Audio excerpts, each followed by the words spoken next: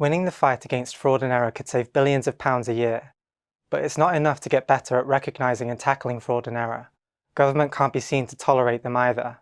If government is to make public money work harder, it needs to limit how much it loses through fraudulent activity and processing errors. First, always assess the potential for fraud and error. All public bodies are responsible for minimizing it, but only a few areas of government robustly assess the level and types of fraud and error they face.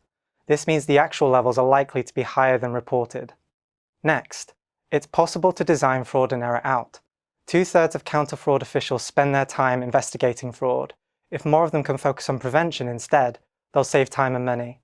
A thorough and open assessment of fraud and error risks and much better use of the available data will help solve this.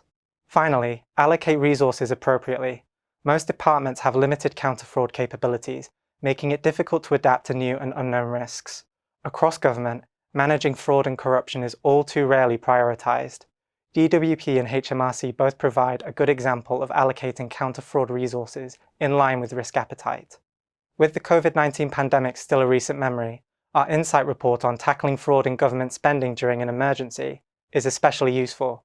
Or you might want a more general look using our Good Practice Guide on fraud and error.